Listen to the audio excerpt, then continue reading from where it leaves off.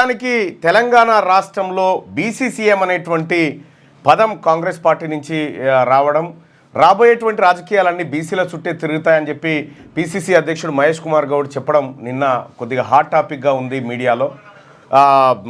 OBC cell జాతీయ అధ్యక్షుడు కాంగ్రెస్ పార్టీకి సంబంధించినటువంటి నాయకులు వచ్చిన సందర్భంలో ఆయన ప్రెస్ మీట్ నిర్వహించడం జరిగింది. రాహుల్ గాంధీ గారి ఆలోచన తెలంగాణ రాష్ట్రంలో బీసీలకు రాజ్యాధికారం అప్పచెప్పాలి అనేది ఆయన ఆలోచనగా మహేష్ కుమార్ గౌడ్ గారు చెప్పినటువంటి అంశాలను బట్టి అర్థమవుతుంది. సో అనివార్యం ఇది సైకిల్ ఇట్లా తిరుగుతూనే ఉంటుంది. సో అట్లా ఈ దఫా బీసీలకు ఖచ్చితంగా రాజ్యాధికారం దక్కాల్సిందే అనేటువంటి కంక్లూజన్కి అటు భారతీయ జనతా పార్టీ బీసీసీఎం అని చెప్పింది, ఇటు కాంగ్రెస్ పార్టీ ఈ 5 ఏళ్ల పాటు రేవంత్ రెడ్డి గారు ఉంటారు, ఆ తర్వాత బీసీలకు ఛాన్స్ దొరకొచ్చు అనేటువంటి భావనలో ఎవరు మహేష్ కుమార్ గౌడ్ గారు చెప్పడం, మరోవైపు బీసీలకు సంబంధించినటువంటి అంశాన్ని బీఆర్ఎస్ పార్టీ ఎత్తుకు, ఇలా 3 పార్టీలు బీసీలకు సంబంధించినటువంటి అంశాన్ని మాట్లాడుతూ ఉన్నాయి. ఈ 3 పార్టీలు కూడా తమ స్పష్టమైనటువంటి అభిప్రాయాన్ని ఏం చెప్తాయని చెప్పి ప్రజలంతా ఓ వైపు వెయిట్ చేస్తూ ఉన్నారు. సో బీసీలకు రాజకీయం, బీసీలకు రాజ్యాధికారం అనేది తెలంగాణ రాష్ట్రంలో అనివార్యత, అది నివారించడానికి వీల్లేనటువంటి అంశం, అది ఖచ్చితంగా జరిగి తీరుతుంది అనేది అన్ని పార్టీలు దాదాపు కంక్లూజన్కి వచ్చేసినాయి. సో ఇదొక అంశం. అయితే రెండోది, ఇవాళ 18 తారీఖు బీఆర్ఎస్ పార్టీ సుప్రీంకోర్టులో వేసినటువంటి ఏదైతే పార్టీ ఫిరాయింపుల అంశం ఆ కేసు ఇవాళ విచారణకు రాబోతూ ఉంది. మొన్న 15 తారీఖు రోజు విచారణకు వచ్చిన 18 తారీఖు రోజు పూర్తి స్థాయిలో విచారణ జరుపుతామని చెప్పి సుప్రీంకోర్టు చెప్పినటువంటి ధర్మిల ఇవాళ సుప్రీంకోర్టులో కీలకమైనటువంటి బీఆర్ఎస్ పార్టీ నుంచి 10 మంది ఎమ్మెల్యేలు కాంగ్రెస్ పార్టీలో చేరినటువంటి అంశం పైన ఇవాళ సుప్రీంకోర్టు విచారణ చేపట్టబోతా ఉంది. మరి సుప్రీంకోర్టు ఏం చెప్తుంది అనేది ఆసక్తిగా కనిపిస్తూ ఉంది.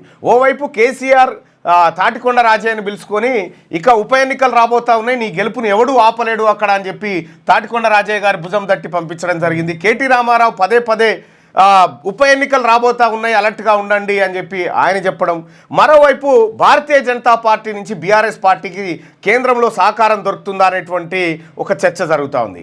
నిజంగా ఆ సహకారం దొరికితే ఖచ్చితంగా ఉప ఎన్నికల వైపు తీర్పులు ఉండేటువంటి అవకాశం ఉందనేటువంటి చర్చ మరోవైపు న్యాయశాస్త్రం చదివినటువంటి వాళ్ళలో వ్యక్తమవుతూ ఉంటే, మొత్తానికైతే అత్యంత కీలకమైనటువంటి 10 మంది ఎమ్మెల్యేల పార్టీ ఫిరాయింపు వ్యవహారం రాబోతూ ఉంది. సో ఇక్కడ మనం మొన్ననే పోల్ పెట్టుకున్నాం, స్టేషన్ గన్పూర్లో ఉప ఎన్నిక వస్తే ఎవరు గెలుస్తారంటే మళ్ళీ కడియం శ్రీహరి గారే గెలుస్తారని చెప్పి 100కి 60% మంది పైచిలకు అభిప్రాయపడ్డారు. మరి మిగతా నియోజకవర్గాల పరిస్థితి ఎట్లా ఉండబోతుంది? ఖైరతాబాద్లో దానం నాగేందర్ మళ్ళీ గెలవగలుగుతాడా ఒకవేళ ఉప ఎన్నిక వస్తే, లేకపోతే బీఆర్ఎస్ పార్టీ ముందంజలోకి వస్తుందా, లేదంటే అక్కడ ఇదివరకే పాగా వేసినటువంటి భారతీయ జనతా పార్టీ లైన్లో ఉంటుందా చూడాల్సినటువంటి అంశం.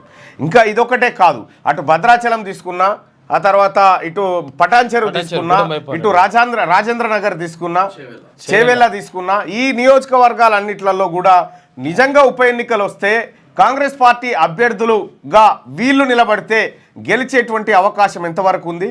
సో ఉప ఎన్నికలు వస్తే పార్టీ ఫిరాయించిన ఎమ్మెల్యేలు మళ్ళీ గెలుస్తారా? ఇది ఇవాల్టి ఓటింగ్. ఒకసారి ఆ ఓటింగ్లో మీ అందరు కూడా పాల్గొనండి.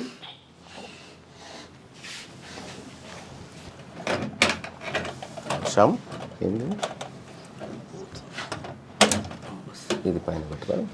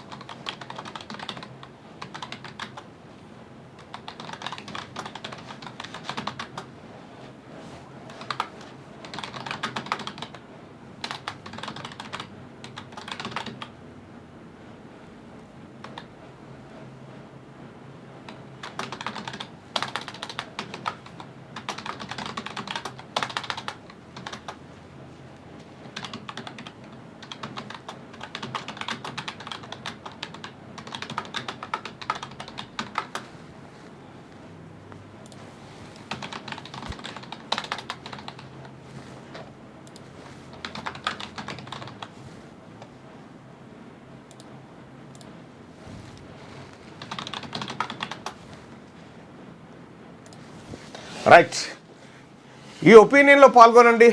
తెలంగాణలో పార్టీ ఫిరాయించిన వాళ్ళు ఉప ఎన్నికల్లో నిలబడితే మళ్ళీ గెలిచే అవకాశం ఉందా? మీ అభిప్రాయం. గెలుస్తారు అనుకునే వాళ్ళు ఇక్కడ, ఓడిపోతారు అనుకునే వాళ్ళు ఇక్కడ, మీ అభిప్రాయాన్ని తెలియజేయండి.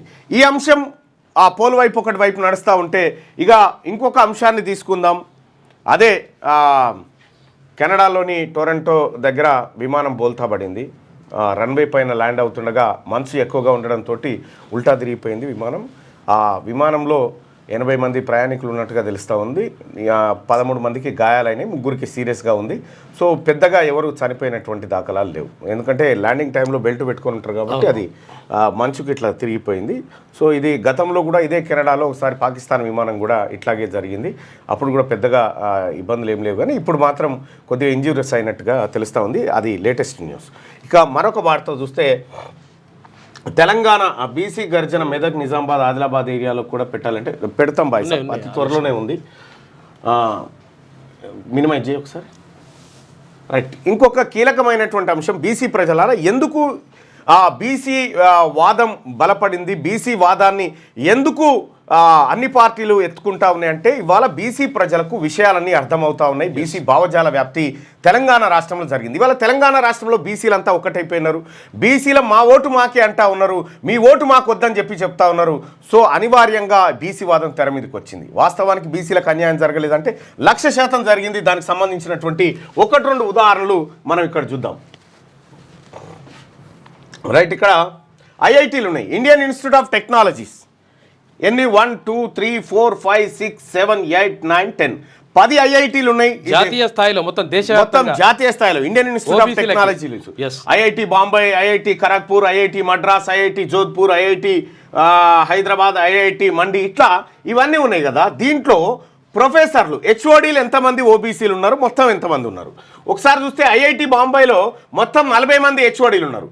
40 మంది హెచ్ఓడీలలో ఒక్కరు కూడా బీసీలు లేరు. సో ఇక్కడ ఐఐటి ఢిల్లీ తీసుకుందాం. ఐఐటి ఢిల్లీలో మొత్తం హెచ్ఓడీలు 17 మంది ఉంటే ఓబీసీలు 0, బీసీలు 0. బిఎస్ఎస్ఆర్, ఐఐటి బిఎస్ఎస్ఆర్లో 7 హెచ్ఓడీలు ఉంటే 0 OBC, head of the department ఒక్కర్లేరు. ఐఐటి మద్రాస్లో 16 హెచ్ఓడీలు ఉంటే ఓబీసీ 0. ఇది కేంద్రం పరిధిలో ఉంటుంది. ఐఐటి ఖరగ్పూర్లో 41 మంది హెచ్ఓడీలు ఉంటే ఒక్కడు మాత్రమే ఓబీసీ హెచ్ఓడీ ఉన్నాడు ఇప్పటికి. కథ మళ్ళీ 50% పైచీలకు జనాభా వీళ్ళదే. ఇక ఐఐటి జోధ్పూర్ చూస్తే 8 మంది హెచ్ఓడీలు ఉంటే అందులో 0 హెచ్ఓడి ఓబీసీ.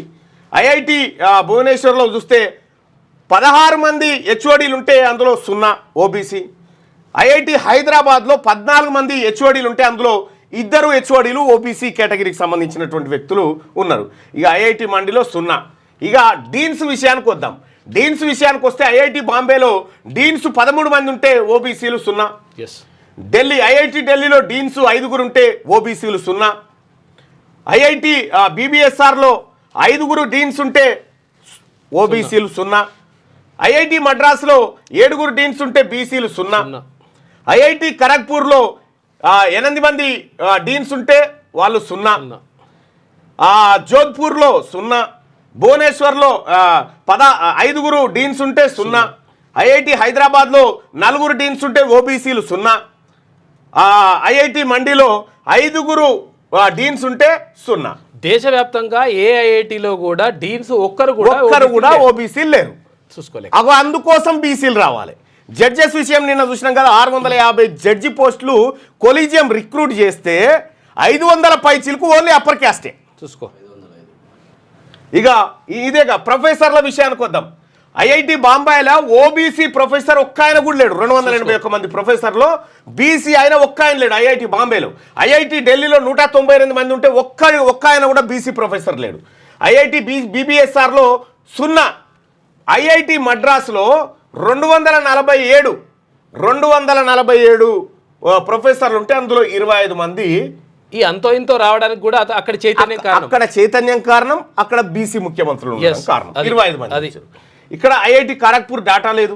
జోధ్పూర్కి సంబంధించి 0. ఐఐటి బిహెచ్యుకి సంబంధించి 94 మంది ప్రొఫెసర్లు ఉంటే 0. ఐఐటి హైదరాబాద్లో 7 ప్రొఫెసర్లు ఉంటే బీసీలు 0.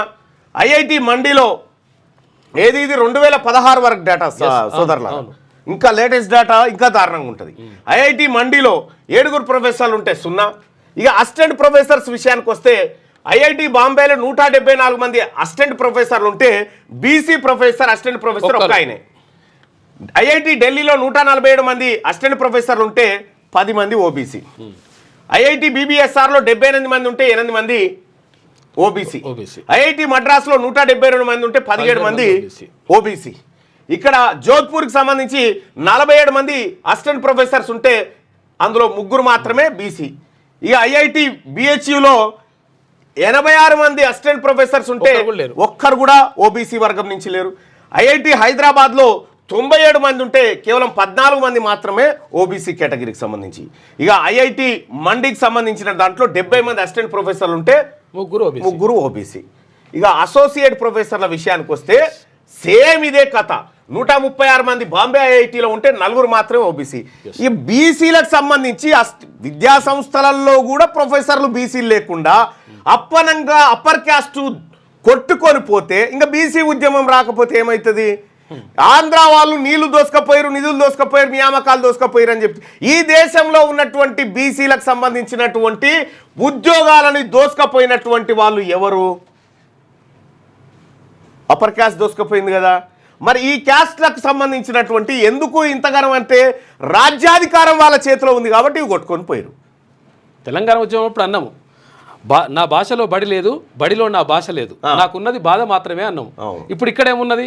ఈ ప్రొఫెసర్ ఒక్కడు కూడా లేడు, మావాడు ప్రొఫెసర్ లేడు, పెద్దోడు మావాడు, మా చదువు లేదు, మా డీన్ లేడు, నామకే వస్తే మేము కట్టే పన్నులతో వీళ్ళకి జీతాలు తీసుకోవడం. ఇందులో బ్యాక్లాగ్ వేకెన్సీస్ ఉంటాయి ఓబీసీకి, నింపరు. ఎందుకు నింపరు? వీళ్ళకి ఉద్యోగాలు ఇవ్వాల్సి వస్తుందని. ఇది ఐఐటీలకు సంబంధించి. ఈ ఇందిరాగాంధీ నేషనల్ ఓపెన్ యూనివర్సిటీ అని ఉంటుంది. లేదు ఐఐటి ఇది IGNOU Indira Gandhi national open university అని ఉంది. ఆ తర్వాత reservation in faculty position of central universities ఏది హెచ్సియు డియు ఇట్లా ఏది 2020 వరకు కేటగిరీ వైజ్ పోస్టులు చూస్తే ప్రొఫెసర్ పోస్టులు 951 పోస్టులు ఉంటే అందులో బీసీలు 9 మంది మాత్రమే ఉన్నారు. ఎస్సీలు 51, ఎస్టీలు 8 మంది ఉంటే మిగతాదంతా వీళ్ళు ఎత్తుకొని పోయారు అప్పర్ క్యాస్ట్. అసోసియేట్ ప్రొఫెసర్స్ వీళ్ళు 2352 మంది ఉంటే జనరల్ కేటగిరీ వాళ్ళకు ఎస్సీలు 141, ఎస్టీలు 40, బీసీలు 31. ఇక్కడ అసిస్టెంట్ ప్రొఫెసర్స్ 5055 జనరల్ కేటగిరీ జనరల్లో ఉంటే 975 ఎస్సీ, ఎస్టీ 463, ఓబీసీ 1260. ఇది కూడా ఎందుకు పెరిగిందంటే 2016 తర్వాత అక్కడ ఆర్టీఐ పెట్టి ఇన్ఫర్మేషన్ తీస్తే మొత్తం కూడా అసలు ఓబీసీ ప్రొఫెసర్లే అంటే ఆ తర్వాత ఇది పెరిగింది. రైట్గా ఇందిరాగాంధీ నేషనల్ ఓపెన్ యూనివర్సిటీ చూద్దాం. ప్రొఫెసర్లు మొత్తం జనరల్ కేటగిరీలో 18 మంది ఉంటే ఎస్సీలు 2 ఉన్నారు, ఎస్టీలు లేరు, ఓబీసీ లేరు. అసోసియేట్ ప్రొఫెసర్లు 68 మంది ఉంటే ఎస్సీలు 6 ఉన్నారు, ఎస్టీలు 2, ఓబీసీలు 0. అసిస్టెంట్ ప్రొఫెసర్లు 119 మంది ఉంటే జనరల్ కేటగిరీలో ఎస్సీ వాళ్ళు 19, ఎస్టీ 11, ఓబీసీ 9. మొత్తం ఇందిరాగాంధీ నేషనల్ ఓపెన్ యూనివర్సిటీలో professor, associate professor, assistant professor వీళ్ళందరూ కలిపి కూడా కేవలం 9 మంది మాత్రమే చూసుకోలేక ఓబీసీలు ఉన్నారు. ఇందుకోసం కదా జరుగుతున్నటువంటి ఉద్యమం. ఇది రాజ్యసభకు వాళ్ళు సమర్పించారు. రాజ్యసభ మినిస్ట్రీస్ రిప్లై డేట్ 6 తారీఖు ఫిబ్రవరి 2020లో సభకు సమర్పించిన రిపోర్ట్ ఇది ఎవరు తీసుకొచ్చింది కాదు, డైరెక్ట్గా అఫీషియల్ రిపోర్ట్ అది. ఇది జరిగినటువంటి కార్యక్రమం. ఇందుకోసం రాహుల్ గాంధీ గారు బీసీ ప్రజలారా మీకు జుడిషియర్లో లేదు, మీకు ఏది ఎడ్యుకేషన్ డిపార్ట్మెంట్లో లేదు, అసలు హెచ్ఓడీలు మీ వాళ్ళు లేనే లేరని చెప్పి చెప్తా ఉన్నారు. మీరు పోరాడండి అని చెప్పి చెప్తా ఉన్నాడు. రాహుల్ గాంధీ గారు ఇచ్చినటువంటి పిలుపు ఆధారంగానే మీ చేతిలో అధికారం లేదు, మీకు అధికారం రావాలని చెప్పడంతో మహేష్ కుమార్ గౌడ్ గారు ఈ మాట మాట్లాడడం జరిగింది. బీసీల్ని రాజ్యాధికారం ఇవ్వాలని రాహుల్ గాంధీ గారు తీసుకున్న నిర్ణయము ఏదో ఒక రోజున తెలంగాణ రాష్ట్రానికి బీసీ ముఖ్యమంత్రి అవుతాడు, అది కాంగ్రెస్ పార్టీలో అవుతాడు. వచ్చే ఎన్నికల నుంచి కూడా బీసీలు చుట్టే తిరుగుతాయి.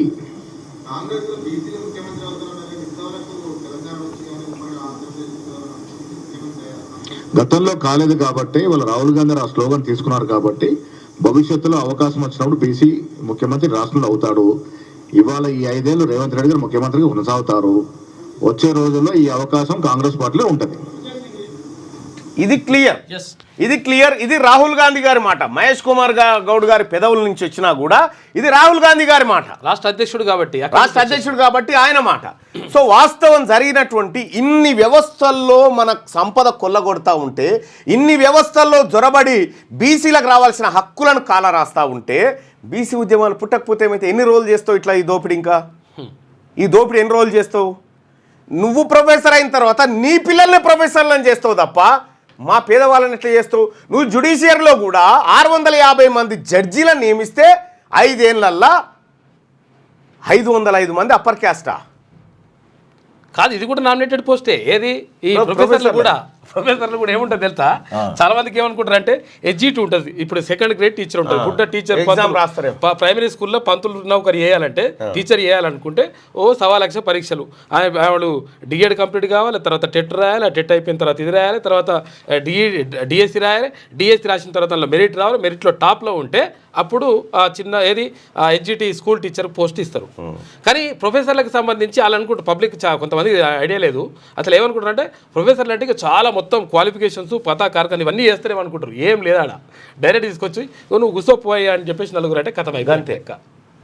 సేమ్ జడ్జీల నియామకం ఎట్లనో ప్రొఫెసర్ల నియామకం గట్లనే ఉంటుంది. అందుకోసమే జ్యుడిషియరీలో జొరబడ్డారు, ఈ ఎడ్యుకేషన్లో జొరబడ్డారు అందరూ. ఇవి ఎవరి వాస్తవానికి 150% పైసలకి దేశంలో ఉన్నటువంటి బీసీలకు సగం వాటా రావాలి. ఆ సగాన్ని దొంగతనంగా ఎత్తుకపోయినటువంటి వాళ్ళు వీళ్ళంతా. అందుకోసమే రాహుల్ గాంధీ గారు ప్రజలారా మీయే పోతా ఉన్నాయి, మీరు మేల్కోవాలని చెప్పి బీసీలకు చెప్తే మనం మేల్కున్నాం ఇవాళ. అది రైట్, ఇదొక అంశం. ఇక మనం ఒక క్లియర్ విషయం ఒకసారి చూద్దాం ప్రజలారా. ఇప్పుడు పాట తెలంగాణ ఉద్యమమే కాదు, అనేక పోరాటాలకు కీలకంగా నిలిచినటువంటి పాట. చాలామంది మేము కవులము, మేము కళాకారులం, మేము గాయకులం, నేను మ్యూజిక్ డైరెక్టర్ని, ఇట్లా చాలామంది వివిధ విభాగాలు ఏర్పడ్డాయి. ఇవాళ తెలంగాణ రాష్ట్రంలో ఒక పాటను రూపొందించాలంటే కనీసం 50 నుంచి 60 లక్షల రూపాయల దాకా ఖర్చు అవుతుంది, తక్కువ. సో మరి ఒక పాటను రాయాలంటే ఆ పాట ఈ రాయని చెప్పి ఆయన కంటెంట్ ఇచ్చి ఆ తర్వాత దానికి ఒక మ్యూజిక్ సమకూర్చి స్వరకల్పన చేసి ఇదంతా 10-15 రోజుల కార్యక్రమం. కానీ ఆర్టిఫిషియల్ ఇంటెలిజెన్స్ వచ్చిన తర్వాత మొత్తం షేక్ అయిపోయింది. ఇవాళ పాట ఆర్టిఫిషియల్ ఇంటెలిజెన్సే రాస్తుంది, మ్యూజిక్ ఆర్టిఫిషియల్ ఇంటెలిజెన్సే ఇస్తుంది. 5 నిమిషాలు కూడా కాదు, 3 నిమిషాల్లో పాట తయారవుతా ఉంది, కంటెంట్ ఇస్తే అయిపోయాయి. ఎస్. అయితే ఇప్పుడు సపోజ్ మన వార్తల్లో ఉన్నటువంటి ఒక విషయాన్ని తీసుకుందాం. ఇక్కడ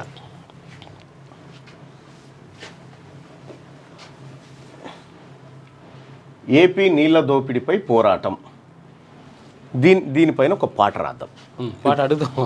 ఒకటే నిమిషంలో ఈ పాట ఎట్లా ఉంటుందో ఒకసారి రాద్దాం.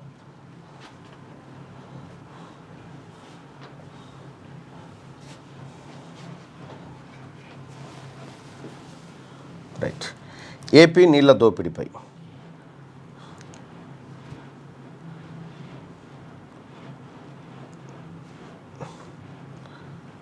తెలంగాణకు దక్కాల్సిన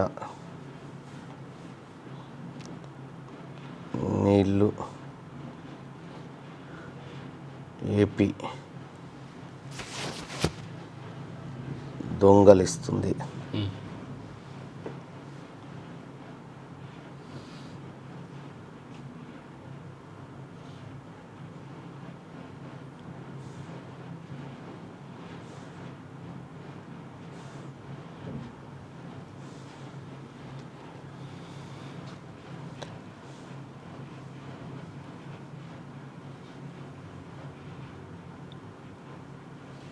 ఏపీ జలదోపిడి. రైట్, ఇక్కడ మనం తీసుకుంది ఏంది? తెలంగాణకు దక్కాల్సిన నీళ్లు ఏపీ దొంగిలిస్తుంది అనే అంశంపై పాట రాయగలమని చెప్పినాం. ఇగో పాట రాసేసింది ఆల్రెడీ. చెప్పినవో లేదో రాసి పెడుతుంది. పాట రాసింది. ఈ రాసినటువంటి పాట దీనికి మ్యూజిక్ కావాలి కదా, మళ్ళీ దాని మ్యూజిక్ డైరెక్టర్ ఇవన్నీ ఉంటాయి, అవసరం ఉంటుంది కదా. ఈ రాసినటువంటి పాటకు మ్యూజిక్ చేయాలి. ఇప్పుడు దీంట్లో ఏపీ నీళ్ళ దోపిడీ పైన రాసినాం కదా,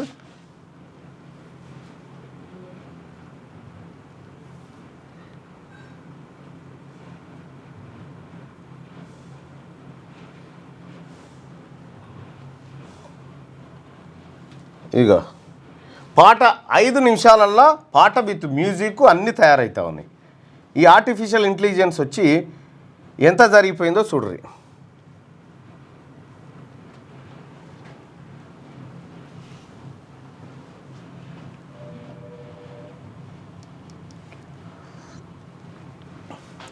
చాలా అంటే చాలా వేగంగా లైఫ్లోకి టెక్నాలజీ జొరబడ్డది. పాట క్రియేట్ అవుతుంది ఇప్పుడు అంతే, విత్ మ్యూజిక్తో నడుస్తుంది. ఆల్రెడీ అక్కడ మ్యూజిక్ కొడుతున్నారు, పాడుతున్నారు, అంత నడుస్తుంది, అంతా అయిపోతుంది. మళ్ళీ సింగిల్ టేక్లోనే. రైట్.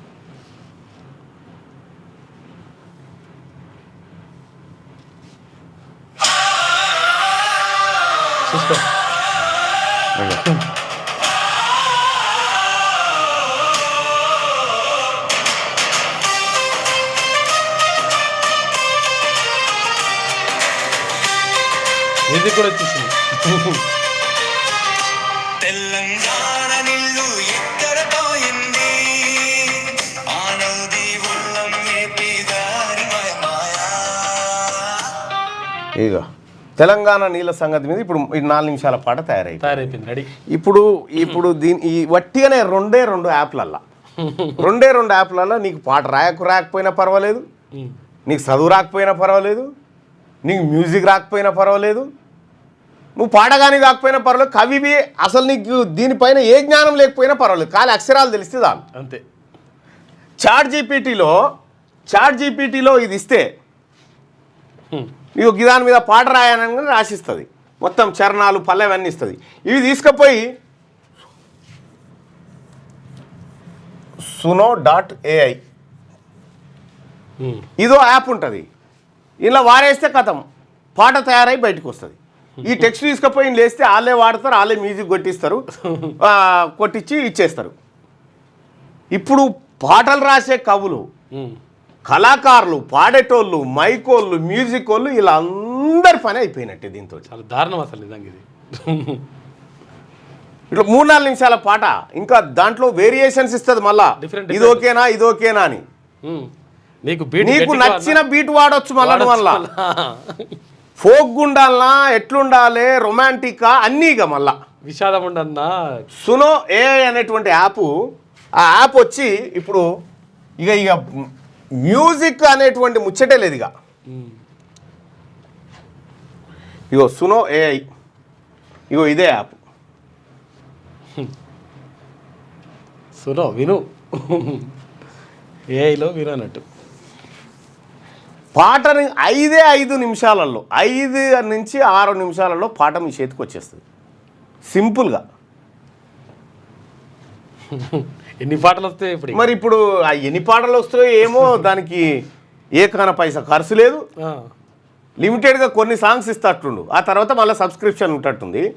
కానీ ఆ రకంగా పాటల వ్యవహారం కూడా మారిపోయింది ప్రజల జీవితం. అన్న ఒక పాట యాప్ చెప్పు అన్న, ఒక పాట యాప్ చెప్పు. పాట ఇదే సునో ఏఐ, దాని పేరు suno.ai. రైట్. తెలంగాణలో పార్టీ ఫిరాయించిన వాళ్ళు ఉప ఎన్నికల్లో నిలబడితే మళ్ళీ గెలిచే అవకాశం ఉందా ఒకసారి చూద్దాం. గెలవరు, ఓడిపోతారని 158% మంది అంటా ఉన్నారు. మరి ఇది ఏం జరుగుతుందో చూడాలి, కానీ నమ్మకం లేదు దొరా అంటారు. రైట్.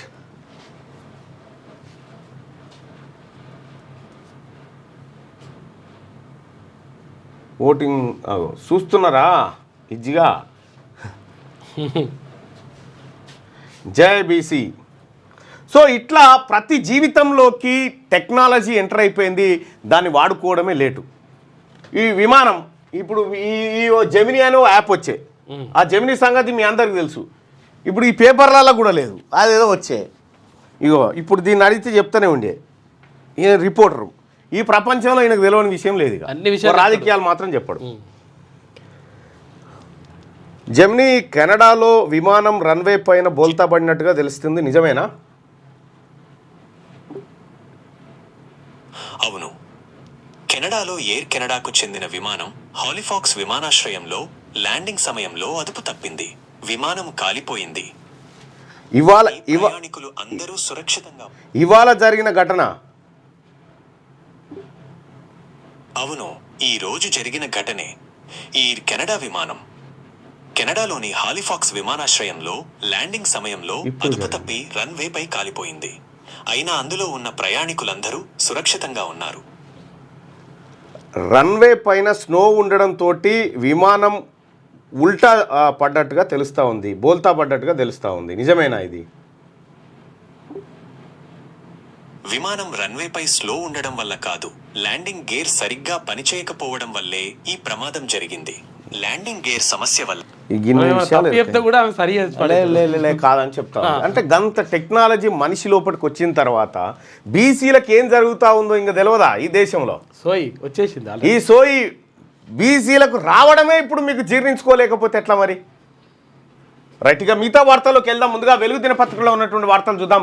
త్వరలో ఇసుక డోర్ డెలివరీ ప్రత్యేక యాప్ను రూపొందిస్తున్న టీజీఎండీసీ. ఇసుక అక్రమ రవాణాపై ఉక్కుపాదం, ఫిర్యాదు చేసేందుకు నంబర్లు నెంబర్లను పెట్టారు. ఆన్లైన్లో 24/7 ఇసుక బుక్ చేసుకోవచ్చు. హైదరాబాద్కు ట్రాన్స్పోర్ట్తో కలిపి టన్ను 1600 లోపే. వివరాలు వెల్లడించిన టీజీఎండీసీ ప్రిన్సిపల్ సెక్రటరీ ఎన్ శ్రీధర్ అంటూ త్వరలో ఇసుక డోర్ డెలివరీ చేయబోతా ఉంది రాష్ట్ర ప్రభుత్వం. కొత్త సిఈసి జ్ఞానేష్ కుమార్ కొత్త చీఫ్ ఎలక్షన్ కమిషన్ గా జ్ఞానేష్ కుమార్ నియమితులయ్యారు. ఆయనతో పాటు ఎన్నికల కమిషనర్గా డాక్టర్ వివేక్ జోషిని నియామకమయ్యారు. అయితే ఈ మేరకు రాష్ట్రపతి ద్రౌపది ముర్ము సోమవారం ఉత్తర్వులు జారీ చేశారు. అంతకుముందు సిఈసి నియామకంపై మోదీ నేతృత్వంలోని ప్యానెల్ భేటీ అయింది. అందులో రాహుల్ గాంధీ కూడా పాల్గొన్నారు. జ్ఞానేష్ కుమార్ 2029 జనవరి 26 వరకు ఈ పదవిలో కొనసాగుతాడు. వచ్చే ఎన్నికలు కూడా ఆయన సారథ్యంలో జరుగుతాయి. రైట్గా ఏపీ నీళ్ల దోపిడీపై పోరాటం. పక్క రాష్ట్రాన్ని కట్టడి చేయాల్సింది కేంద్రమే. జల దోపిడీకి టెలిమెట్రీతో అడ్డుకట్ట. సీఎం రేవంత్ ఏపీ తీరుపై వెంటనే కేంద్ర ప్రభుత్వానికి ఫిర్యాదు చేయాలి. టెలిమెట్రీ కోసం అవసరమైతే తొలుత ఖర్చు మనమే భరిద్దాం. దీనిపై కేఆర్ఎంబీకి లేఖ రాయాలని రాహుల్ బొజ్జాకు ఆదేశం. శ్రీశైలం నాగార్జున సాగర్ జలాల వినియోగంపై అలర్ట్గా ఉండాలని ఆఫీసర్లకు సూచనలు. ఏపీ జల దోపిడీ ప్రాజెక్టుల పరిస్థితిపై మంత్రి ఉత్తమ్తో కలిసి ఆయన సమీక్ష.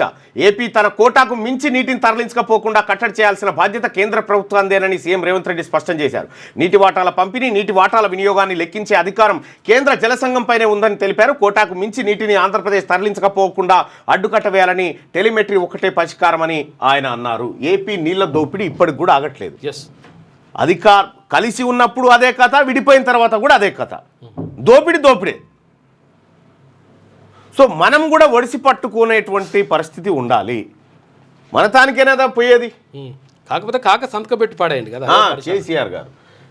కోడ్ లేని జిల్లాలో కొత్త రేషన్ కార్డులు జారీ చేయాలని అధికారులకు సీఎం రేవంత్ ఆదేశం. కోడ్ ముగియగానే మిగిలిన జిల్లాలోనూ పంపిణీ. కార్డు కోసం ఒక్కసారి అప్లై చేస్తే చాలు, మళ్ళీ చేయొద్దు. ఈ విషయంలో ప్రజలకు, ఆఫీసర్లకు అవగాహన కల్పించాలి. దరఖాస్తుల వెరిఫికేషన్ను స్పీడప్ చేయాలని సూచన. ఉగాది నుంచి సన్నబియ్యం సరఫరా చేయబోతా ఉన్నట్టుగా ముఖ్యమంత్రి రేవంత్ రెడ్డి ఆదేశాలు జారీ చేశారు. ఇక రాష్ట్ర తలసరి ఆదాయం 3,12,522. పర్ క్యాపిటా ఇన్కంలో పెద్ద రాష్ట్రాల్లో మనమే టాప్. జిఎస్డిపిలో 7వ స్థానం. రాష్ట్రంలో తలసరిలో టాప్ రంగారెడ్డి జిల్లా. మెజారిటీ ఉపాధి రంగం వ్యవసాయమే. 51% మందికి అగ్రి అనుబంధ రంగాల్లోనే పని. తెలంగాణ స్టాటిస్టికల్ అబ్స్ట్రాక్ట్ నివేదికలో వెల్లడి. సో ఇది రాష్ట్రంలో కొత్త రేషన్ కార్డుల జారీకి ఏర్పాట్లు చేయాలని అధికారులను సీఎం రేవంత్ రెడ్డి ఆదేశించారు. సో ఇక్కడ మనం మాట్లాడుకోవాల్సినటువంటి అంశం, ఇక్కడ ఒక రేషన్ కార్డు సరఫరా చేయాలంటే ఏమేం అంశాలను పరిగణలోకి తీసుకుంటారు మనం ఒకసారి చూద్దాం.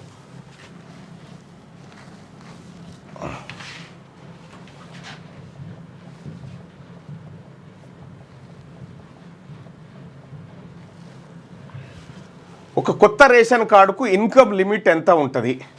In Telangana the income limit for a BPL beneficiary house hold ration card is Rs 1.5 lakh per year in rural areas and 2 lakh per year in urban areas. అంటే దీన్ని బట్టి మనకి ఏమర్థం?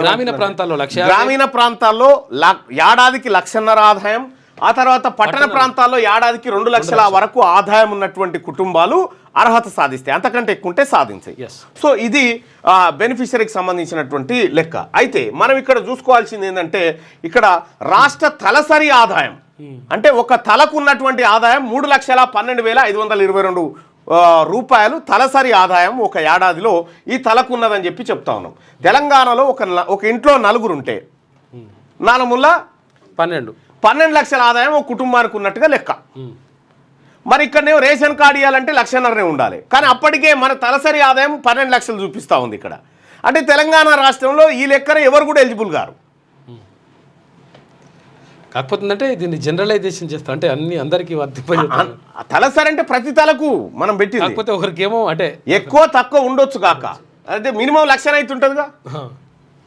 ఇంట్లో 4 ఉంటే 4 లక్షలు. 4 లక్షలు రాదిగా, కార్డు లేదు. అంటే విషయం ఏంటంటే ఈ తలసరి ఆదాయం అన్న తప్పు ఉండాలి, ఈ రేషన్ కార్డులకు పెట్టినటువంటి ఆ లిమిట్ ఏదైతే ఉందో దాన్ని పెంచాలి. అయితే దీనికి కారణం ఏముంటుంది అంటే అది యాక్చువల్గా అంటే దీంట్లో రకరకాలు ఉంటాయన్న. ఒక్కనికి 1,00,000 కోట్లు 1,000 కోట్లు ఉంటాయి, ఒకరికి రూపాయి కూడా ఉండదు.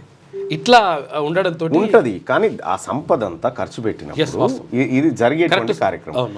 నీవు ఎవరన్నా నువ్వు రేషన్ కార్డులకు అనుకుంటారు ఇక అందరూ, రేషన్ కార్డులకు సంబంధించి రేషన్ కార్డు పొందాలంటే ఏది బిలో పావర్టీ లైన్ కి సంబంధించినటువంటి వాళ్ళు ఎట్లా గుర్తింపబడతారంటే మనం రేషన్ కార్డులు బీపీఎల్ఏ ఇస్తాం, అంతే బిలో పావర్టీ లైన్ కోసమే ఇస్తాం. ఆ బిలో పావర్టీ లైన్ కి 1.5 lakh పర్ ఇయర్ ఇన్కమ్ ఉంటే రూరల్ ఏరియాలో, అలాగే అర్బన్ ఏరియాలో 2 lakh పర్ ఇయర్ అనేటువంటిది. ఇక్కడ తలసరి ఆదాయం కూడా ఏడాదికి లెక్క పెడతా ఉన్నాం. ఈ ఏడాది తలసరి ఆదాయం ఇంత ఉంది అని చెప్పి చెప్తా ఉన్నాం. దీన్ని బట్టి ఏమర్థమవుతుంది, దారిద్ర్య రేఖకు ఎవరు దిగువ లేరు అన్నట్టుగా మనకు ఇది కనిపిస్తా ఉంది. వాస్తవానికి ఉన్న వాళ్ళు ఉన్నారు. మరి ఎక్కడ లెక్కల్లో తేడా వచ్చింది? తేడా ఎక్కడ వచ్చింది? ఓ అబద్ధం కప్పిపుచ్చడానికి ఇంకో అబద్ధం, దీన్ని కప్పిపుచ్చడానికి ఇంకోటి, ఇట్లా ఇది తయారు చేసి పెట్టిరు. కేసీఆర్ గారి ఏది కళల్లోంచి పుట్టినటువంటి తలసరి ఆదాయం ఇది. అక్కడ మొదలైంది, ఇంకా అది కొనసాగుతూనే ఉంది. అది పర్ క్యాపిటా ఇన్కంలో పెద్ద రాష్ట్రాల్లో మనమే టాప్ ఉన్నమాట. జిఎస్ జీడిపిలో 7వ స్థానం, రాష్ట్రంలో తలసరిలో టాప్ రంగారెడ్డి జిల్లా. మెజారిటీ ఉపాధి రంగం వ్యవసాయమే, 51% మందికి అగ్రి అనుబంధ రంగాల్లోనే పని. తెలంగాణ స్టాటిస్టికల్ అబ్స్ట్రాక్ట్ నివేదికలో వెళ్ళడంటూ ఒక వార్త. సో ఇది రాంగా ఏం అర్థం కాదు. ఇక మనం పిచ్చోళ్ళం కావాలి చిరాలే. ఇప్పుడు విషయం అయితే గదే. గవర్నమెంట్ లెక్కల ప్రకారం గ్రామీణ ప్రాంతాల్లో రేషన్ కార్డు రావాలంటే వాళ్ళ వార్షిక ఆదాయం 1,50,000 ఉండాలి కుటుంబానికి. ఏది అర్బన్ ఏరియాల్లో రేషన్ కార్డు రావాలంటే వాళ్ళ వార్షిక ఆదాయము కుటుంబం మొత్తానికి 2 లక్షలు ఉండాలి పట్టణాలు ఉంటోళ్ళకు. ఈడ మనం జిఎస్డిపిలో పర్ క్యాపిటాకి ఇంత చూపిస్తున్నాం, కుటుంబానికి 12 లక్షలు ఉందని చూపిస్తున్నాం. 4 పెట్టుకున్నా ఒక తలకాయకే రాదు. ఇక ఇన్ని తలకాయలకు ఏడంగా వస్తుంది. సో కాబట్టి ఏంటంటే ఇవన్నీ ఉత్తలెక్కలే, ఇవన్నీ ఉత్తలెక్కలే. వీటిని సరిచేయడానికి ఇప్పుడు అంత సాధ్యమయ్యే విషయం కూడా కాదు. కేవలము అన్ని రాజకీయ పార్టీలు ప్రజల దగ్గర ఉన్నటువంటి ఓటు కోసం ఈ నాటకాలు ఉంటాయి అన్నట్టు. రాష్ట్రంలో కొత్త రేషన్ కార్డుల జారీకి ఏర్పాట్లు చేయాలని అధికారులను సీఎం రేవంత్ రెడ్డి ఆదేశించారు. పలు జిల్లాల్లో ఎన్నికల కోడ్ అమల్లో ఉన్నందున కోడ్ లేని జిల్లాలో కార్డుల జారీని వెంటనే ప్రారంభించాలన్నారు. కోడ్ ముగిసిన తర్వాత మిగిలిన జిల్లాలోనూ జారీ చేయాలని. అయితే ఈ పర్ క్యాపిటా అనేది ఇప్పుడు ఒక ఆయన 1,00,000 కోట్లు సంపాదించాను, ఒక ఆయన తన 10 రూపాయలు కూడా ఏ కారణం లేదు. ఆయన సంపద అంతా పంచుడు కాదు, అంకెలే పంచుతారు, పైసలు కాదు. అంకెలు పంచి పర్ క్యాపిటా ఇంత ఉందని చెప్తారు. ఎందుకు చెప్తారంటే పర్ క్యాపిటా ఇంత ఉందని ఎందుకు చెప్తారంటే ఇంత అప్పు నువ్వు కట్టాలని. నీకు ఈ అంకెలు పంచకపోతే నాకేమి ఇచ్చిరని పంచాలరా భయ్, ఓన్లీ అంకెలే ఇచ్చారు ఉన్నాయిగా అంటారు. అట్లా చూపించి సివిల్ సప్లై విభాగంపై ఆ శాఖ మంత్రి ఉత్తమ్ కుమార్ రెడ్డితో కలిసి సీఎం రేవంత్ సోమవారం కమాండ్ కంట్రోల్ సెంటర్లో సమీక్ష నిర్వహించారు. రేషన్ కార్డుల కోసం ప్రజాపాలన, గ్రామ సభలు, మీ సేవా కేంద్రాల ద్వారా వచ్చిన దరఖాస్తులు వెరిఫికేషన్ స్పీడ్గా పూర్తి చేయాలని సీఎం ఆదేశించారు. అర్హులైన వారందరికీ రేషన్ కార్డులు ఇవ్వాలన్నారు. ఇప్పటికే పలుమార్లు దరఖాస్తులకు అవకాశం ఇచ్చినప్పటికీ మీ సేవా కేంద్రాల వద్ద రేషన్ కార్డుల కోసం జనం ఎందుకు క్యూ కడుతున్నారని ఆయన ఆరా తీశారు. దరఖాస్తు చేసిన వారే మళ్ళీ వస్తున్నారని, అందుకే రద్దీ ఉంటుందని అధికారులు తెలిపారు. వెంటనే కార్డులు జారీ చేస్తే ఈ సమస్య వచ్చేది కాదని, ఇప్పటికైనా ఆలస్యం చేయకుండా కొత్త కార్డులు జారీ చేసే చర్యలు చేపట్టాలని సీఎం ఆదేశించారు. కార్డుల కోసం ఒకసారి దరఖాస్తు చేసిన వాళ్ళు మళ్ళీ చేయాల్సిన అవసరం లేదని, దీనిపై ప్రజలకు అవగాహన కల్పించాలని ఆఫీసర్లకు సూచించారు. కొత్త రేషన్ కార్డులకు సంబంధించి పలు డిజైన్లను ముఖ్యమంత్రి పరిశీలించారు. సన్నబియ్యం పంపిణీకి ఏర్పాట్లు రివ్యూలో భాగంగా సన్నబియ్యం పంపిణీ పైన సీఎం రేవంత్ రెడ్డి సమీక్షించినట్టు తెలిసింది. ఉగాది లేదంటే ఏప్రిల్లో సన్నబియ్యం పంపిణీ ప్రారంభించేలా చర్యలు తీసుకోవాలని సివిల్ సప్లై అధికారులను ఆదేశించినట్టుగా సమాచారం తెస్తే, సన్నబియ్యంకి సంబంధించినటువంటి మనం జనవరి నుంచే అనుకున్నాం, అది పోయింది. రేషన్ కార్డులు కూడా జనవరి నుంచి అనుకున్నాం, అది పోయింది. సరే ఇప్పటికైనా ఆలస్యమైనప్పటికీ కూడా కొంత ఇవ్వండి, కానీ ఈ గందరగోళం లెక్కలేందో ఇక అది మేధావులు ఆలోచించాలి. ఇప్పుడు అది ఏది కోడ్ లేని జిల్లాలంటే 3 జిల్లాలు ఉంటాయి. ఉమ్మడి హైదరాబాద్, రంగారెడ్డి, మహబూబ్నగర్. ఈ 3 జిల్లాలు ఉంటాయి. 7 జిల్లాలు ఆల్రెడీ నడుస్తుంది కోడ్. ఇంకెన్ని పిటిషన్లు వేస్తారు? ప్రార్థనా స్థలాల చట్టం 1991లో పేర్కొన్న మార్గదర్శకాలను సవాల్ చేస్తూ ఇంకెన్ని పిటిషన్లు వేస్తారంటూ పిటిషనర్లపై సుప్రీంకోర్టు అసహనం వ్యక్తం చేసింది. ఇప్పటికే వేసిన వ్యాజ్యాలు చాలని సూచించింది. పెండింగ్లో ఉన్న అన్ని పిటిషన్లపైన ఏప్రిల్లో 3 జడ్జీల బెంచ్ విచారణ జరుపుతుందని వెల్లడించింది. ఇంకెన్ని పిటిషన్లు వేస్తారు? అయితే ఈ నీళ్ళ దోపిడీకి సంబంధించిన కంటిన్యూషన్ వార్తలు చూడొచ్చు. కనదు వినదు ఏపీ జల దోపిడీపై కేఆర్ఎంబీ తీరిది. ఇప్పటికే కోటాకు మించి 130 టీఎంసీల నీటిని తోడేసిన ఏపీ అయినా పట్టించుకొని కృష్ణా బోర్డు 3 కమిటీ మీటింగ్ పెట్టలే. అధికారులు ఫిర్యాదు చేస్తే బోర్డు పరిధి చెప్పి దాటవేత. క్యారీ ఓవర్ వాటర్ పైన తేల్చకుండా ట్రిబ్యునల్ పైకి నెట్టేస్తున్న బోర్డు. కృష్ణా ప్రాజెక్టులో ఏపీ యథేచ్ఛగా జలదోపిడి చేస్తున్నా కనదు. దానిపై అధికారులు ఫిర్యాదు చేసినా వినదు. మీటింగ్లో ఏపీపై పల్లెత్తు మాట అనదు. ప్రస్తుతం Krishna river management board KRMB తీరు ఇలాగే ఉంది. ఏపీ తన కోటాకు మించి నీటిని తరలించకపోతున్నా ఏమీ జరగనట్టే కృష్ణా బోర్డు చోద్యం చూస్తూ ఉండిపోతుంది. వాటాల ప్రకారం నీటిని తీసుకోవాల్సి ఉన్న ఏపీ ఇప్పటికే తన వాటా 512 టీఎంసీలకు మించి అదనంగా 130 టీఎంసీలను తోడేసుకున్నది. అయినా ఏపీని కృష్ణా బోర్డు అడ్డుకోవడం కాదు కదా, కనీసం ప్రశ్నించడం లేదు. ఈ బోర్డు కూడా మనది కాదు. మేనేజ్ చేసి పడవుతున్నట్టు అంతా. ఈ రకంగా జలదోపిడికి ప్రోత్సాహం దొరుకుతా ఉంది ఏపీకి. ఢిల్లీలో భూకంపం రిక్టర్ స్కేల్పై తీవ్రత 4.0గా నమోదైంది. ఇక దౌలాఖాన్లో 5 కిలోమీటర్ల లోతున భూకంపం కేంద్రం ఉందంట. కొన్ని సెకండ్ల పాటు వినిపించిన పెద్ద శబ్దం భయంతో బయటకు పరుగులు పెట్టిన ప్రజలు. సోషల్ మీడియాలో సీసీ ఫుటేజ్లు వైరల్ అవుతున్నాయి. చూడొచ్చు అది ఢిల్లీలో భూకంపానికి సంబంధించి. అది వద్దన్న.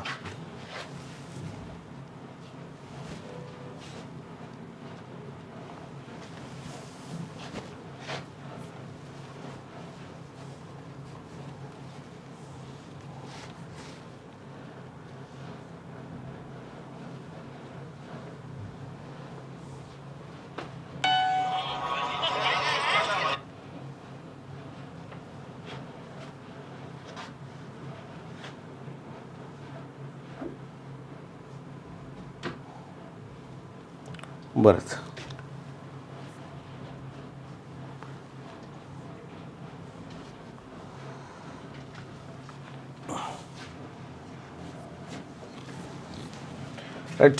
ఢిల్లీలో వచ్చినటువంటి భూకంపానికి సంబంధించిన విజువల్స్ ఒకసారి చూద్దాం. ఎర్త్క్వేక్ సంబంధించినవి.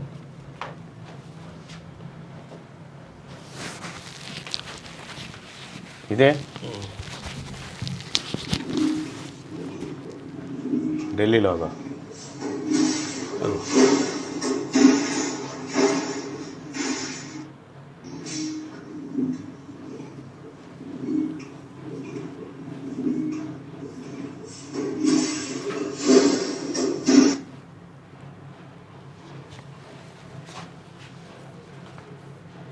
ఆగో ఢిల్లీలో అట్లా చాలాసార్లు వస్తూ ఉంటుంది.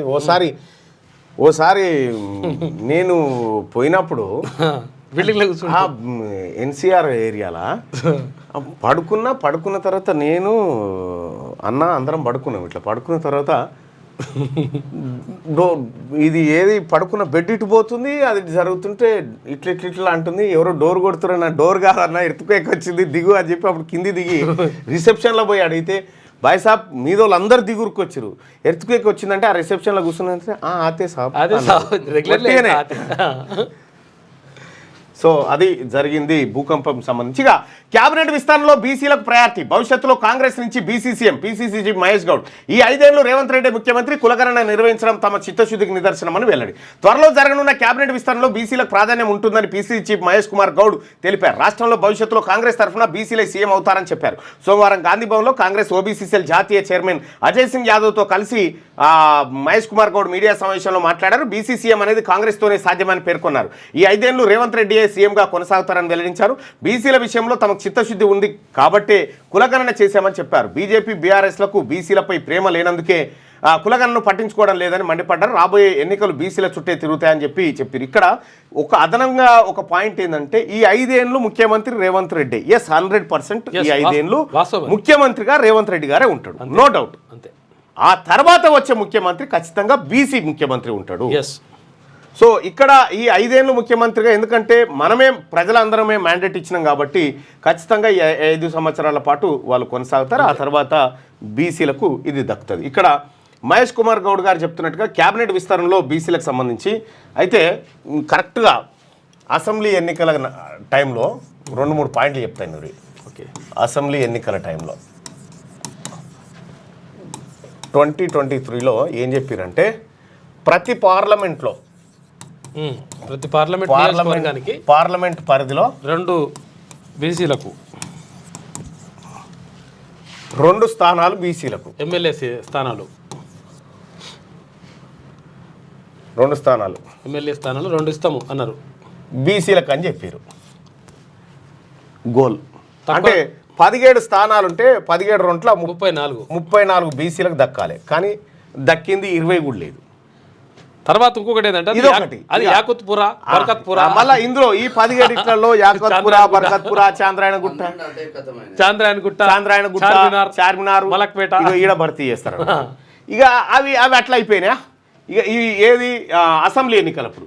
పార్లమెంట్ ఎన్నికల నాటికి ఒక మాట చెప్పారు, బీసీలకు పెద్దపీట. పెద్దపీట అంటే పెద్దపీట ఇదే మాట అన్నారు, బీసీలకు పెద్దపీట. పెద్ద మాటనే చెప్పారు, పెద్ద పీట ఇస్తారు. బీసీలకు పెద్దపీట. అప్పుడు పెద్ద పీట ఉంటుండే ఇళ్ళల్లో, చిన్న కుర్చీ కాకుండా పెద్ద పీట ఎత్తారు అన్నట్టు.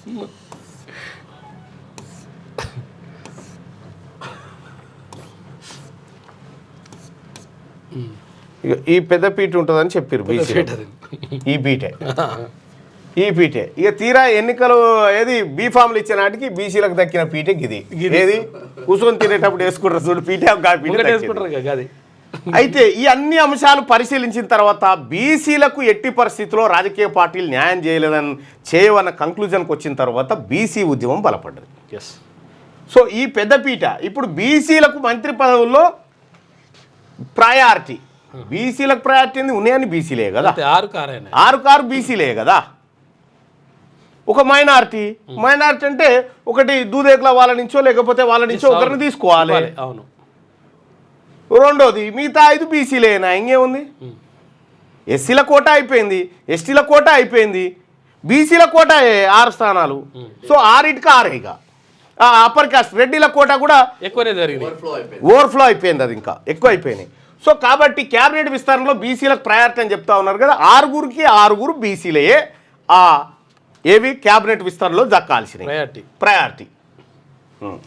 ఇక మా నాన్న కారణ జన్ముడు, ఆయన నాకు ఒక్కడికే కాదు తెలంగాణ జాతికే హీరో కేటీఆర్. సావు నోట్లో తలబెట్టి రాష్ట్రాన్ని తెచ్చాడు. తెలంగాణ అనే పసిబిడ్డను మళ్ళీ తండ్రి చేతిలో పెట్టడమే కేసీఆర్కి ఇచ్చే బర్త్డే గిఫ్ట్ అని వ్యాఖ్య. తెలంగాణకు తండ్రా? తెలంగాణ అనే పసిబిడ్డను తెలంగాణను ఈయననే కన్నాడట. అవును. ఇప్పుడు దాని అర్థం అదే, కేసీఆర్కి ఇచ్చే బర్త్డే గిఫ్ట్ అని వ్యాఖ్య. కేసీఆర్ కళ్ళు తెరిస్తే రేవంత్ పని కథమని మధుసూదనాచారి. తెలంగాణ భవన్లో కేసీఆర్ పుట్టినరోజు గంట మనం పుట్టినరోజు వేడుకలు చేసుకోరు కానీ లేని అని చెప్తారు ఎందుకు? ఎక్కడ తెలంగాణ తన బిడ్డ అంటే ఇప్పుడు కేసీఆర్ లెక్క కవిత లెక్క తెలంగాణ నీ బిడ్డ అంటే ఓకే. అవును, తెలంగాణ రాష్ట్రం కేసీఆర్ బిడ్డనే. కేసీఆర్ బిడ్డ ఓకేగా. ఓకే. తెలంగాణ రాష్ట్రం కేసీఆర్ బిడ్డ, తెలంగాణ పసిగుడ్డు కేసీఆర్ చేతిలో పెట్టారు. కేసీఆర్ చేతిలో ఫస్ట్ 10 ఏళ్ళు ఆయన ఒళ్ళేనే ఉండే. ఆయన ఒళ్ళేనే ఉండే నుంచి తెలంగాణ మలమూత్రాలన్నీ కూడా కేసీఆర్ గారు ఒళ్ళేనే పడ్డాయి, ఆయన దోతిల్నే పడ్డాయి. తాతగా ఆయన ఇది చేయాల్సింది చేసిండు. ఒక విషయం చెప్పండి, నీకు 10 ఏళ్ళు తెలంగాణను అప్పచెప్తే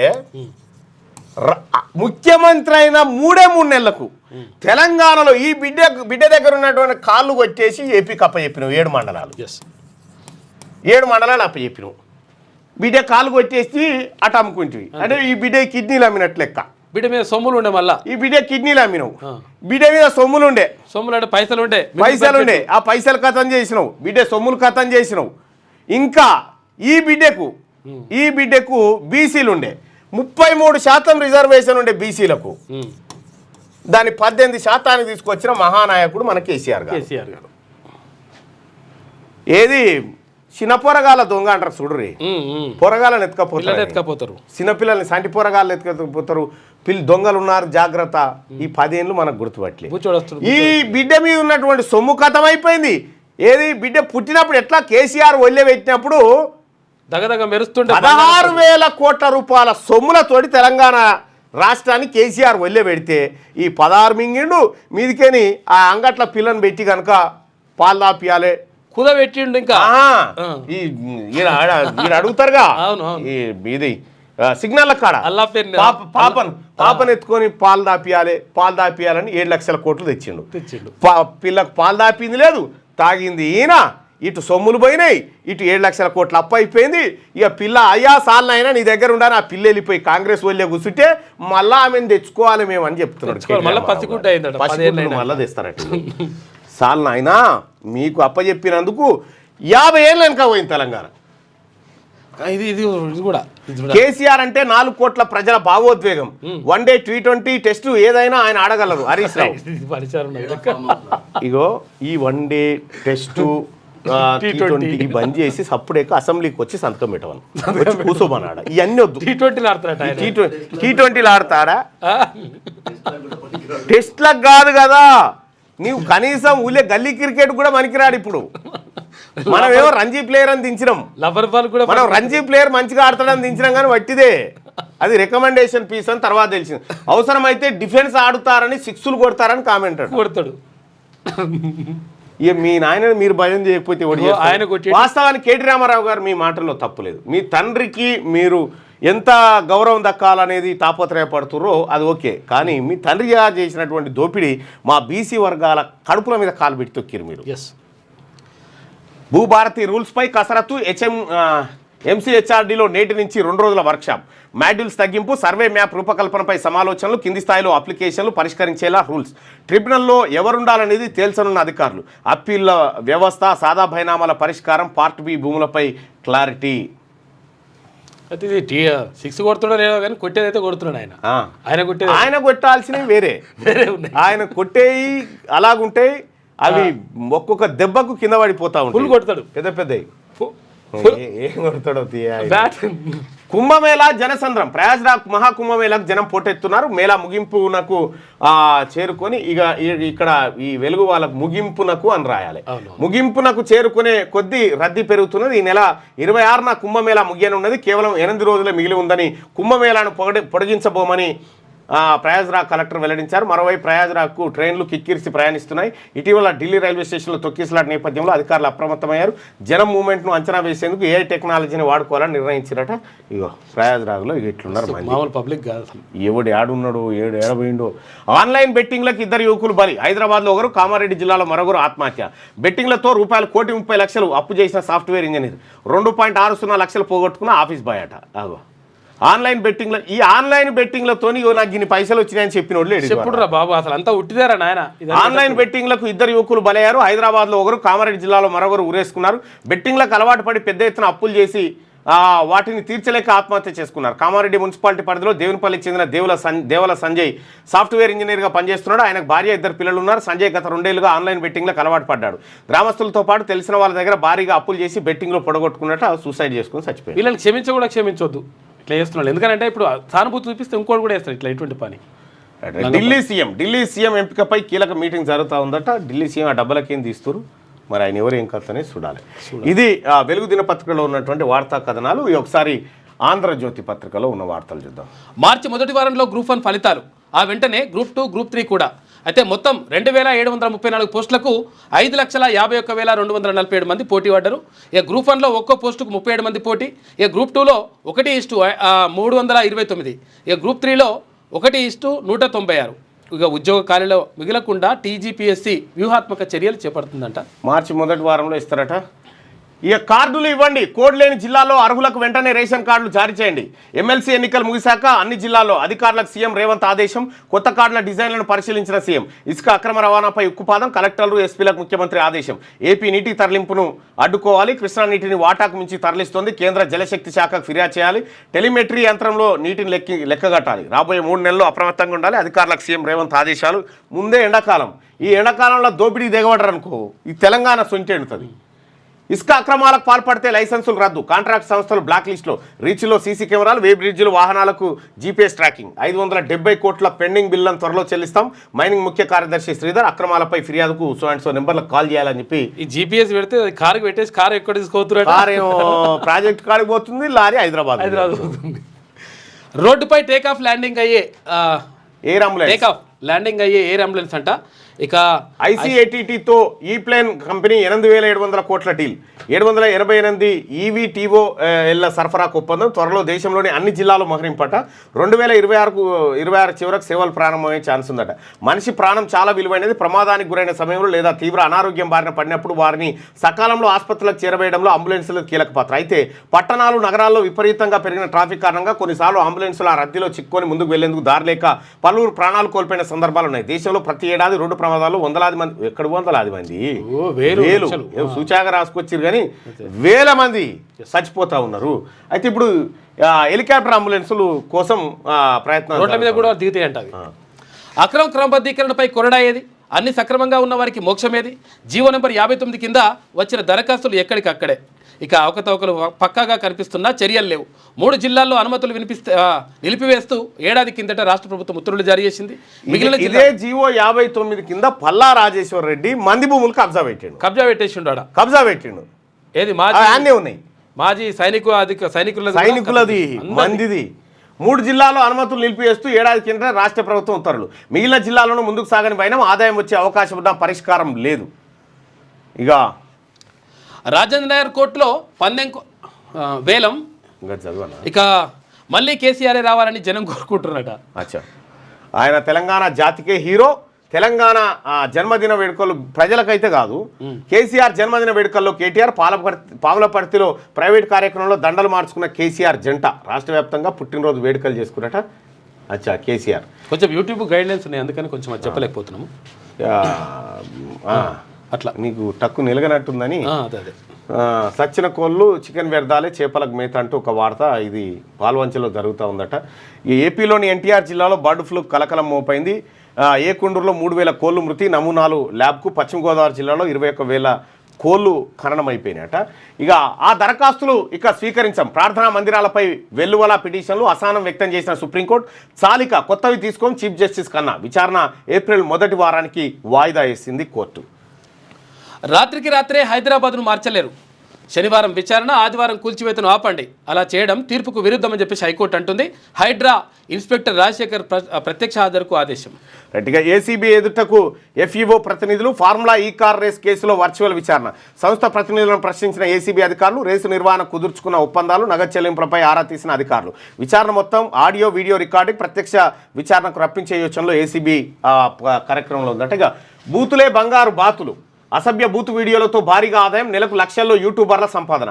అయ్యో, మామూలుగా అంటే యూట్యూబ్లలో లోపల మ్యాటర్ ఒకటి, మీద తమ్మునైల్ ఒకటి, అసలు క్రెడిబిలిటీ ఉంటుందా ఏమన్నా? తర్వాత అదొకటి, తర్వాత మాటలు కూడా ఇష్టం వచ్చిన మాటలు అన్ని బుద్ధి ఛానల్ ప్రత్యేకంగా అదే ఛానల్ పెట్టుకొని అదే మాటలుగా. చట్టాలను పట్టించుకోరు, ప్రైవసీని లెక్క చేయరు. సోషల్ మీడియాలో పెరిగిపోతున్న విచ్చలవిడితనం రాష్ట్ర సర్కార్ అడ్డుకోవచ్చు, అయినా పట్టించుకోదు. మనం మామూలుగా మాట్లాడే భాషలో పదాలు కొందరు యూట్యూబర్ల దృష్టిలో పచ్చి బూతులకు పర్యాయ పదాలు. సభ్యత ఉన్నవారికి రోతగా అనిపించే మాటల్ని మంచినీళ్ళ ప్రాయంగా వాడేస్తూ వారు రూపొందించే వీడియోలు కాసులు కురిపించే బంగారు బాతులు. అశ్లీల సంభాషణలు వినడానికి అంగలార్చే అధమస్థాయి అభిరుచి ఉన్నవారే వారికి మహారాజ పోషకులు.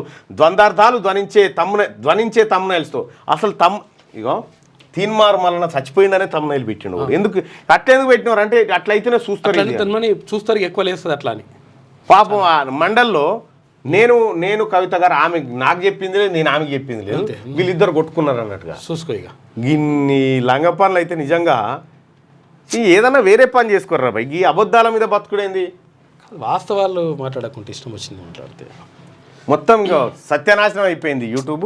అందుకే క్యూ గ్రూప్ మీడియా అని క్యూ న్యూస్ అఫీషియల్ అనేటువంటి యాప్ను తీసుకొచ్చినాం సోదరులారా. ఎందుకంటే ఈ పెంటలోంచి బయటికి రావాల్సినటువంటి సమయం ఆసన్నమైంది.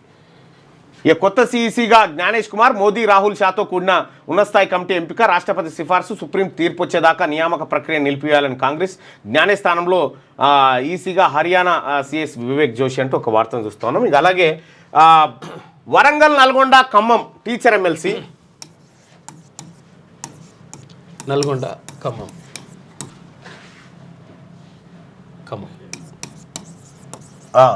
టీచర్ ఎమ్మెల్సీ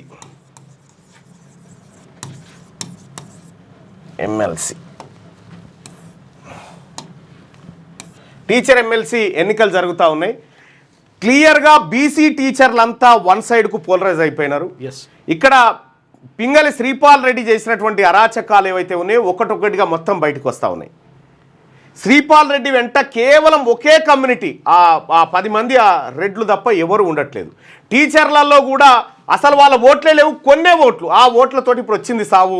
ఇక్కడ బీసీ అభ్యర్థులను గెలిపించుకోవాలని బీసీ టీచర్లంతా, ఎస్సీ ఎస్టీ మైనారిటీ ఆదివాసీ టీచర్లంతా కూడా బీసీ టీచర్ల వైపు మొగ్గు చూపుతా ఉన్నారు.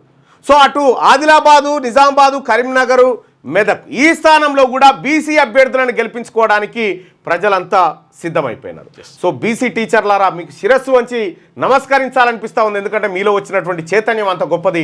ఇవాళ మీరు సంఘాలను పక్కకు పెట్టి ఇప్పుడు అసెంబ్లీలో ఈ మండల్లో 15 మంది రెడ్లు ఉన్నారు.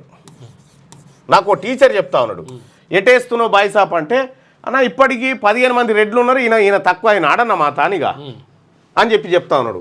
మళ్ళొక బీసీని పంపించుకుంటే నీ గొంతుకు తోడుంటాడు కదా మళ్ళన్నా అని చెప్పి చెప్తా ఉన్నాడు. ఇంకా అట్లే కాదు, ఇంకో టీచరు అన్నా ఏం సంగతి అన్నా మరి ఎట్లా అంటుర్రు అని చెప్పి ఇంకో టీచర్ని అడిగితే ఆయన చెప్పిన మాట, మళ్ళన్నా నేను ఒక మాట చెప్తా నువ్వు ఏమనుకోకన్నాడు. సరే చెప్పన్నా, 10,000 రూపాయలు నీకు ఇస్తా మళ్ళన్నా, ఒక రెడ్డి ఆయన ఓటు మన బీసీ ఆయనకి ఏమన్నా చూద్దామని అన్నాడు. 10,000 రూపాయలు తీసుకుపోయి ఒక రెడ్డి ఆయనకి ఇచ్చి, రెడ్డి టీచర్కి ఇచ్చి, అది బీసీ కోటేయమనన్నా పరదసాటు పోయి 10,000 మింగుతాడు, పరదసాటు పోయి మోసం చేస్తాడు. మరి ఆయనకే ఆ మోసం తెలివి ఉంటే మేము బీసీలం అన్నా, మరి ఈసారి మేము ఎవరికి అన్నో తెలియదన్నా. ఆయన ఓటు ఆయన అమ్మనప్పుడు ఆయనకు మా ఓటు మేము ఎందుకు అమ్ముతామన్నా, మా వాళ్ళకి మేము వేసుకుంటాం అని క్లియర్గా ఇలా అన్ని సంఘాల నుంచి మొత్తం పిఆర్టీ అయితే ముక్కలు అయిపోయింది ఎక్కడికక్కడ. ఆ తర్వాత యూటీఎఫ్ వాళ్ళు కూడా బీసీలో ఉన్న యూటీఎఫ్లో ఒకటైపోయారు, అప్పర్ క్యాస్ట్ ఒకటైపోయారు. అప్పర్ క్యాస్ట్లో లేరు, కేవలం అధ్యక్ష కార్యదర్శులు తప్ప వాళ్ళ తాను ఎవడు లేడిగా. ఓటు హమారా, ఎమ్మెల్సీ హమారా. ఇది ఇవాళ టీచర్లో వచ్చినటువంటి చైతన్యం. టీచర్లారా మీ అందరికీ హ్యాట్సాప్. నిజంగా మీరు ఒక బీసీ ఉద్యమానికి మీరు అంటుపెడుతున్నటువంటి అగ్గి ఏదైతే ఉందో అది ఖచ్చితంగా ఈ బీసీ ప్రజలు, ఎస్సీ ప్రజలు, ఎస్టీ ప్రజలు, మైనారిటీ ఆదివాసీ బిడ్డలు చదువుకుంటున్నటువంటి సర్కారు పాఠశాలకు మనమే పెత్తనం వహించాలి. మన పిల్లలు చదివే బడికి వీళ్ళు ఎమ్మెల్సీలేంది, మన సార్లకు వీళ్ళు ఎమ్మెల్సీలేంది అప్పర్ క్యాస్టులు. అందుకోసమే మనమంతా కూడా ఒకే ఒక్క మాటతో ముందుకు పోతున్నందుకు మీ అందరికీ ధన్యవాదాలు. మన అభ్యర్థులు 2 ఉంటే ఒకవేళ మీకు రెండో ఓటు కూడా వేయాలనుకుంటే అది కూడా బీసీలకి వేయాలి తప్ప పొరపాటున కూడా వాళ్ళకి వేయకూడదు. పరద సాటుకు పోయినాక నీ జాతి పిల్లలు, నీ జాతి భవిష్యత్తు కోసం నువ్వు పరద సాటుకు పోయిన తర్వాత నువ్వు ఆ కార్యక్రమాన్ని తలకెత్తుకోవాల్సిందే. ఇది బీసీ ఉద్యమం. ఈ ఉద్యమానికి ఊపిరి నువ్వే టీచర్ అన్నా, ఈ బీసీ ఉద్యమానికి ఊపిరి నువ్వే టీచర్ మేడం. అందరికి కూడా రిక్వెస్ట్. సో ఇక మిగతా వార్తల్ని పట్టభద్రులకు సంబంధించినటువంటిది కూడా నేను కూడా అనుకున్నా, మా నాయకుడు రాహుల్ గాంధీ గారికి పెట్టినటువంటి అభ్యర్థి గెలిస్తే బాగుండు అనుకున్నా. కానీ ఆ దరిద్రానికి ఏమైంది, అప్పుడే బీసీ మా సొంటోళ్ళకి షోకాజ్ నోటీస్ ఇవ్వడంతో ఆ బీసీలంతా నారాజులు పడ్డారు. నీ అమ్మ మేమెందుకు ఇస్తాం జానారెడ్డి గారి కళ్ళలో ఆనందం కోసం. ఇవాళ జానారెడ్డి గారు ఇటు చెప్పినాక ఇటు బంద్ చేసి అటు జాగృతితో పెట్టించినాడు ఉపాయం. ఇప్పుడు సోమాజి కూడా ఎంత అద్భుతమా. రైట్, ఇక ఒకసారి పోలుకు సంబంధించినటువంటి వివరాలని ఒకసారి ఏమైంది